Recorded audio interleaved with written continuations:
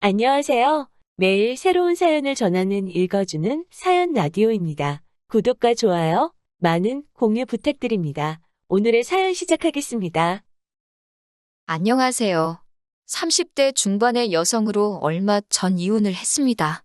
결혼한 지 2년밖에 되지 않은 데다가 눈에 넣어도 아프지 않을 딸까지 있는 제가 이혼을 결심하게 된 건 순전히 남편 때문입니다. 저와 남편은 지인의 소개로 만나 1년 조금 넘게 사귀고 결혼했습니다.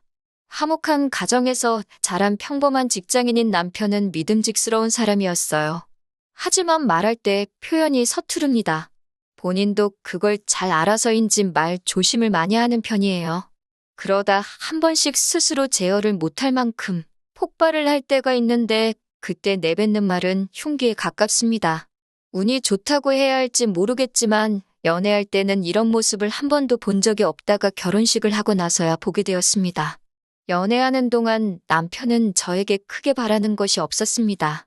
심지어 제가 혼후 관계를 원한다고 했을 때도 별말 없이 제 의견을 따라 주었어요. 특별한 이유가 있던 건 아니고 제가 교회에 다니다 보니 막연히 그렇게 해야 할 것 같았기에 이에 대해 깊이 고민해 본 적도 없습니다. 게다가 남편이 특별히 왜라던가 묻지 않고 저에게 어떤 설명을 요구하지 않았고요. 남편의 이런 태도도 제가 결혼을 결심할 때 크게 작용했습니다. 하지만 남편은 결혼식 후 우리가 첫날 밤을 보내고 나서야 저에게 그동안 엄청나게 스트레스를 받았었다고 털어놓더라고요.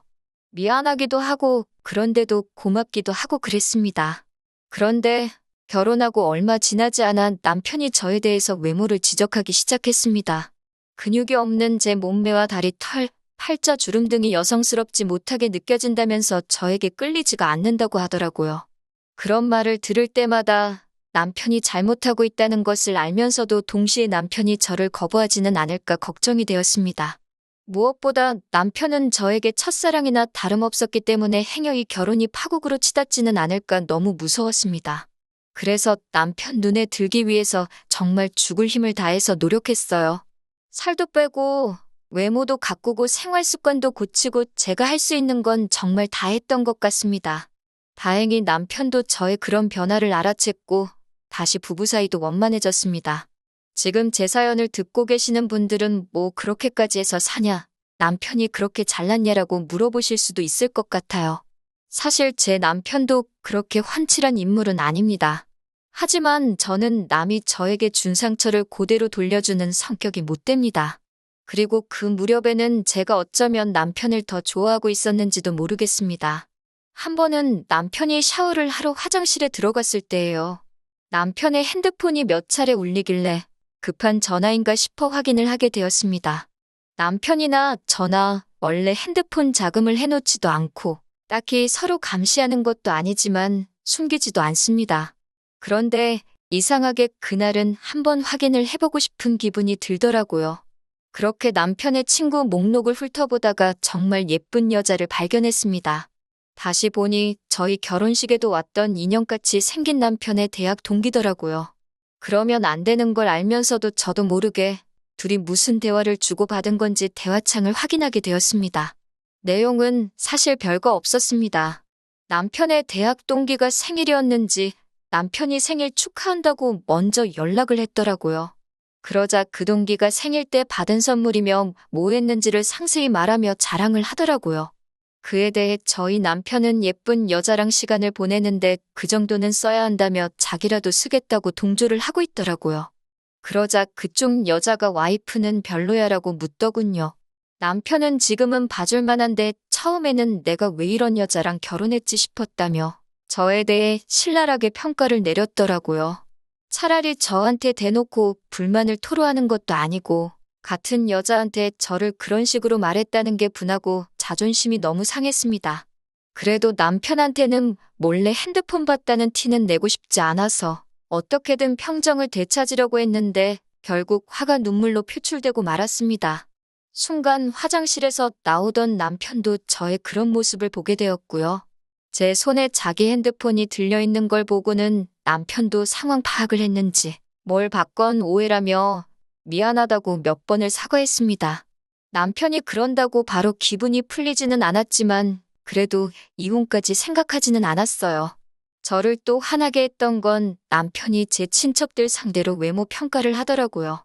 저도 처음에는 그러는지 몰랐다가 남편이 시어머니랑 주고받은 문자를 보고 알게 되었습니다. 사실 일전에 여자 동기와의 대화에서 저에 대해 함부로 말한 걸 확인하고 난 후로부터 종종 남편의 핸드폰을 몰래 확인하게 되더라고요. 그러면 안 되는 줄 알지만 지금은 또 저에 대해서 무슨 생각을 하고 있을까 싶어서요. 그러다 낯익은 사진을 보게 되었는데 저희 결혼식 때 찍었던 친척들 사진이더라고요. 그 사진을 가지고 시어머니와 남편이 누구 닮지 않았냐 그런 대화를 주고받았더라고요. 그런데 그 비교 대상이 들었을 때 딱히 기분 좋을 만한 사람이 아니었습니다.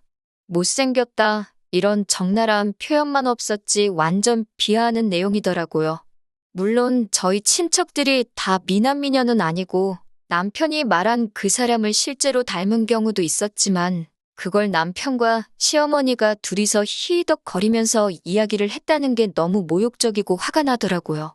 당장이라도 남편에게 따지고 들고 싶었지만 그러려면 핸드폰을 몰래 봤다는 걸 또 이야기해야 되기에 꾹 눌러 참았습니다. 없는 데선 나라님도 욕한다잖아요. 그나마 다행이었던 건 그 이후로도 몇 번 남편 폰을 살폈는데 그때를 마지막으로 저나 저희 가족의 생김새에 대해서 왈가왈부하는 건 없었습니다. 그래서 정신 좀 차렸나 보다 생각했고요. 그리고 얼마 지나지 않아 저는 임신을 했습니다. 그런데 제가 그동안 자기관리에 대해서 얼마나 스트레스를 받고 살았었는지 임신을 했다는 기쁨도 잠시였습니다. 바로 살찌면 어떡하지라는 걱정을 하기 시작했습니다. 나아가 피부도 망가지고 체형도 망가질 텐데 라는 쓸데없는 걱정들이 줄을 이었습니다. 그도 그럴 것이 남편 회사에 출산 후 복귀한 여직원이 있었는데 아주 퍼질 대로 퍼졌더라며 남편이 흉보던 게 생각이 났거든요. 그런 여자를 데리고 사는 남편은 진짜 속이 터질 거라면서요. 저는 결국 임신 기간 내내 정말 식단과 운동까지 뭐 하나 손에서 놓지 못했습니다. 주변 사람들은 저더러 무슨 연예인이냐고 출산하자마자 어디 복귀작 찍으러 가냐며 농담을 했지만 다들 제 속사정을 몰라서 그런 거였지요. 제가 이렇게까지 노력을 하면서 남편을 놓지 않으려고 한 건 사실 친정부모님과 제가 사이가 좋지 않았기 때문입니다. 이혼을 하게 되면 제가 돌아갈 곳이 없었거든요. 친정아버지는 늘 밖으로 도는 분이셨습니다. 여자 문제로 늘 친정어머니를 힘들게 하셨어요. 그럼에도 불구하고 친정아버지가 경제권을 전부 쥐고 계셨기 때문에 친정어머니는 이혼을 꿈도 꾸지 못하셨습니다. 어떻게든 자식 잘 키워보겠다고 화병이 생기도록 참고 사셨습니다. 저도 그런 친정어머니의 희생을 잘 알고 있었기 때문에 늘 감사하는 마음으로 살았고요. 하지만 그나마도 친정어머니의 기대를 한몸에 봤던 언니가 친정부모님 마음에 안 드는 남자와 결혼을 하면서 그 불똥이 저에게 튀었습니다. 친정어머니는 그 이후로 이유가 어찌됐거든 조금이라도 기분이 나쁘면 저에게 화를 내고 상처를 주셨습니다. 심지어 친정아버지가 밖으로 도는 것도 제 탓을 하셨습니다. 제가 한마디라도 덧붙이면 그따위로 생겨먹은 게 문제라며 저를 비난하시는 것도 일쑤였어요. 물론 지금도 친정부모님과 왕래도 하고 그럭저럭 지내고는 있습니다. 하지만 상황이 그렇다 보니 저는 결혼 생활에서 오는 외로움과 남편의 부당한 대우 그 어느 것 하나도 마음 편히 털어놓을 곳이 없었습니다. 당연히 이혼은 차마 생각조차 할 수 없었고요. 그럼에도 불구하고 결국 아이까지 낳으니 마당에 이혼을 결심하게 된 건 바로 산후조리원에서 남편의 더러운 민낯을 보게 되었기 때문입니다. 건강한 딸을 출산 후 산후조리원에 약 2주간 입원을 하게 되었어요. 그러다 하루는 낮잠을 자다 뭔가 쑥덕이는 소리에 잠에서 깼는데 남편이 누군가랑 통화를 하고 있더라고요. 더 자고 싶은데 귀에 거슬려서 한마디 하려다가 금방 끊겠지 싶어서 그냥 눈을 감고 있었어요. 그런데 오히려 남편의 목소리가 귀에 쏙쏙 들어오더라고요. 남편은 전화 상대에게 지금 산후조리원에서 한 20명 정도를 봤는데 봐줄 만한 여자는 한둘밖에 없더라며 낄낄거리고 있더라고요. 이어서 한다는 말이 우리 집 사람도 뭐 똑같지 못 봐줘 얼굴이 완전 썩었어라는 거예요. 저는 충격에 온몸이 부들부들 떨렸습니다. 제가 지금 괜히 이렇게 된 게 아니고 자기 딸 낳느라 고생해서 이런 건데 남한테 저를 그런 식으로 묘사할 거라고는 상상도 못했으니까요. 그때 남편이 전화를 끊으면서 저를 돌아보다 저와 눈이 마주쳤습니다. 남편은 제가 어디서부터 들은 건지 확인이라도 하려는 듯 제 눈치를 보더군요. 제 어디가 썩었냐고 물으니 그게 무슨 소리냐며 잘못 들은 거라고 저더러 미쳤냐고 그러더라고요. 그러면서 저에게 몸이 안 좋으니까 신경이 많이 예민해져서 헛소리를 들은 거라고 자기가 언제 그런 말을 했냐며 정색을 했습니다. 너무 뻔뻔하게 나오니까 순간 저도 제가 잘못 들었나 싶었어요. 하지만 저는 정상이었습니다. 며칠 뒤 산후조리원을 나와 집으로 오게 되었습니다. 친정어머니가 와서 도와주신다고 했지만 그게 더 불편할 것 같아서 괜찮다고 말씀드렸어요.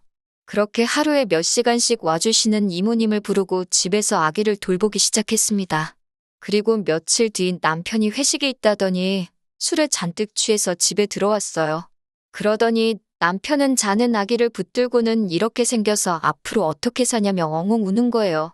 저는 일단 씻지도 않은 술 취한 인간이 신생아를 붙들고 그러는 것도 짜증났고 덕분에 애도 깨서 울고 여러모로 열이 받더라고요.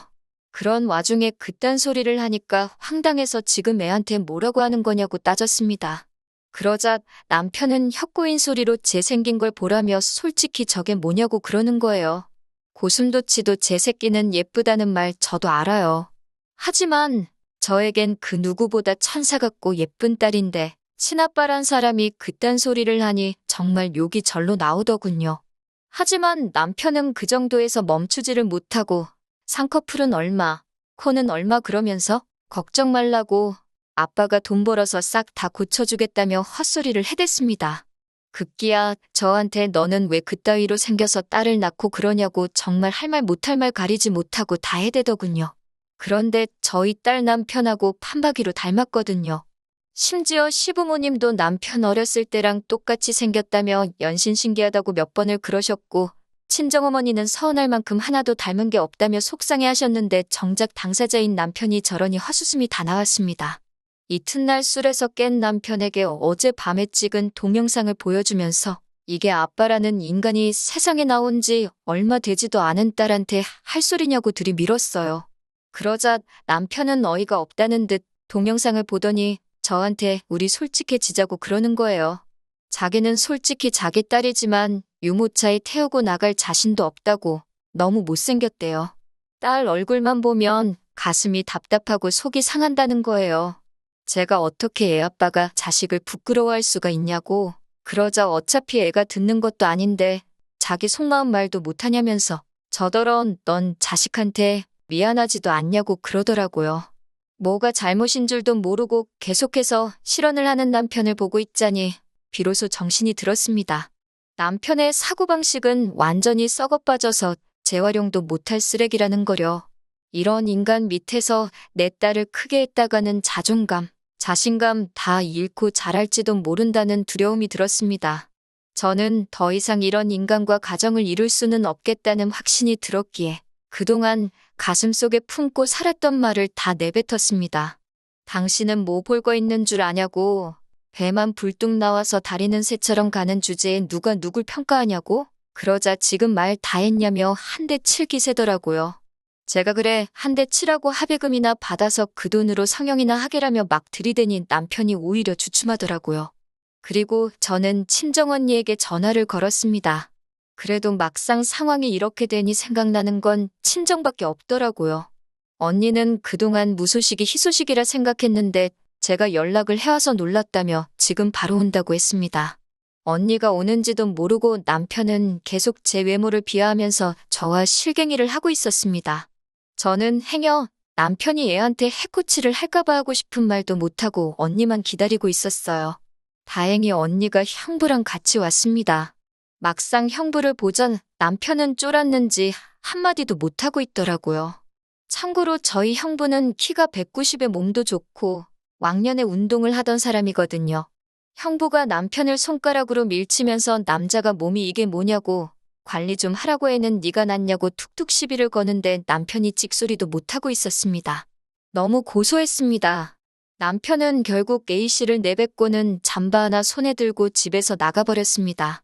저는 그제서야 다리 힘이 풀렸고 언니에게 그동안 있었던 이야기를 털어놓았습니다. 그러자 언니가 그런 자식을 가만두냐면서 어디론가 전화를 걸더라고요. 변호사인 지인에게 물어보니 막말도 이혼 사유가 될 수 있다면서 제가 원하면 한번 싸워보자고 했습니다. 그렇게 저는 결국 이혼 소장을 남편에게 보냈고 장장 10개월의 싸움 끝에 제가 이기게 되었습니다. 저는 다달이 받는 양육비 대신 지금 살고 있는 빌라를 달라고 했고 시부모님은 한 달에 한 번씩 손녀를 보여주는 조건으로 빌라를 주신다 하셨습니다. 아들 자식 교육을 똑바로 못 시켜서 미안하다고 사과는 하시더라고요. 그리고 더 어이가 없었던 건 제 남편이 그나마 성형을 한 얼굴이었더군요. 어쩐지 친구도 한 명도 없고 과거 사진도 안 보여주더라니 그제서야 납득이 되었습니다. 차라리 처음부터 남편이 자기가 왜 외모에 집착하는지 저에게 말해주었더라면 저희 관계는 달랐을까요? 이혼 후 저에게는 많은 변화가 있었습니다. 이혼 소송이 시작되면서 저는 정신과 치료를 받았고 그 덕분에 친정어머니와의 관계에도 변화가 생겼습니다. 또 늦게나마 친정어머니도 친정아버지와 이혼을 하셨어요. 그 이후로는 지금은 저와 함께 살고 계십니다. 제가 친정언니가 운영하는 회사로 출근을 하면 손녀를 돌봐주고 계세요. 이렇게 다들 각자의 방법으로 자유를 찾고 치유가 되어가고 있습니다. 시부모님의 말씀에 의하면 남편은 지금 이혼을 후회하고 있다고 하지만 딱히 신뢰는 가지 않습니다. 아마 더 멋져진 제 모습을 보고 후회하는 거겠지요. 다음에 저에게 또 사랑할 수 있는 기회가 있다면 그때는 정말 제 외모가 아닌 내면을 봐주는 사람이었으면 좋겠네요. 긴 이야기 들어주셔서 감사합니다. 오늘의 사연은 여기까지입니다. 구독과 좋아요, 알람 설정해주시면 앞으로 더 좋은 사연으로 찾아오겠습니다.